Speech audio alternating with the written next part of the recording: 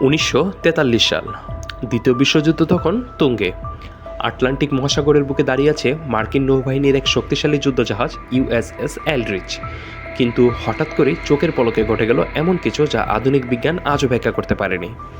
একটি নীলচে সবুজ অদ্ভুত কুয়াশা ঘিরে ধরল পুরো জাহাজটিকে, আর তার ঠিক কয়েক সেকেন্ডের মধ্যে কয়েক হাজার টন ওজনের সে দানবীয় জাহাজটি রাডার থেকে নয়, সরাসরি মানুষের চোখের সামনে থেকে হাওয়া হয়ে গেল। কিন্তু রহস্য কি এখানেই শেষ? না, কয়েক মুহূর্ত পরেই জাহাজটিকে দেখা গেল 200 মাইল দূরে অন্য এক বন্দরে। আর যখন জাহাজটি আবার তার আগের জায়গায় ফিরে এলো, তখন সেখানে যা দেখা গেল তা কোনো হরর সিনেমার চেয়ে কোনো অংশেই কম ছিল না। জাহাজের ডেকে নাবিকদের শরীর লোহার সাথে মিশে গিয়েছিল। কেউ বা মারা গিয়েছিলেন আতঙ্কে, কেউ বা সারা জীবনের জন্য পাগল হয়ে গিয়েছিল। কি ছিল এই প্রজেক্ট? সরকার কি সত্যি টেলিপোর্টেশন এবং অদ্ভুত হওয়ার প্রযুক্তি আবিষ্কার করেছিল, নাকি এটা ছিল ইতিহাসের সবচেয়ে বড় ধোঁকা? আজকের ভিডিওতে আমরা ফিলাডেলফিয়া এক্সপেরিমেন্টের গভীরে যাব। ভিডিওটি শেষ পর্যন্ত দেখুন, কারণ শেষে এমন কিছু তথ্য আছে যা আপনার রাতের ঘুম উড়িয়ে দেবে।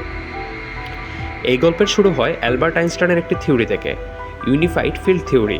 ধারণা করা হয় মার্কিন নৌবাহিনী এই থিওরি ব্যবহার করে এমন একটি প্রযুক্তি বানাতে চেয়েছিল যাতে জাহাজকে রাডারে ধরা না যায়, অর্থাৎ জাহাজকে অদৃশ্য করে ফেলা যায়। এই প্রজেক্টের নাম ছিল প্রজেক্ট রেইনবো।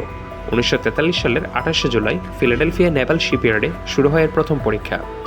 জাহাজে লাগানো হয় বিশাল সব ম্যাগনেটিক জেনারেটর। লক্ষ্য ছিল আলোর গতিপথ পরিবর্তন করে জাহাজকে দৃষ্টিসীমার বাইরে নিয়ে যাওয়া। প্রত্যক্ষদর্শীদের মতে পরীক্ষা শুরু হওয়ার সাথে সাথেই একটি অদ্ভুত সবুজাভ কুয়াশা তৈরি হয়, জাহাজের চারপাশের পানি কাঁপতে শুরু করে, আর ঠিক তখনই ইউএসএস এলড্রিচ অদৃশ্য হয়ে যায়। বলা হয় জাহাজটি ফিলাডেলফিয়া থেকে টেলিপোর্ট হয়ে ভার্জিনিয়ার নরফোক নেভাল বেতে পৌঁছে গিয়েছিল। মাত্র কয়েক মিনিটের জন্য সেখানে তাকে দেখা যায়, এরপর আবার সেটা ফিলাডেলফিয়াতে ফিরেও আসে। যখন জাহাজটি ফিরে আসে তখন পুরো এলাকা থমথমে হয়ে যায়। জাহাজের ভেতরে থাকা ক্রু মেম্বারদের অবস্থা ছিল অবর্ণনীয়। কিছু নাবিক জাহাজের স্টিলের ডেক বা দেয়ালের সাথে সরাসরি মিশে গিয়েছিলেন। অনেকের শরীরে আগুন ধরে গিয়েছিল। যারা বেঁচে ছিলেন তাদের মধ্যে বেশিরভাগই মানসিক ভারসাম্য হারিয়ে ফেলেন।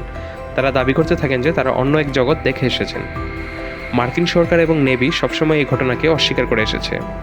তাদের মতে 1943 সালে ইউএসএস এলড্রিচ ফিলাডেলফিয়াতে ছিলই না, কিন্তু 1955 সালে মরিস কে জেসাপ নামের এক গবেষকের কাছে আসা কিছু চিঠি পুরো বিশ্বকে নাড়িয়ে দেয়।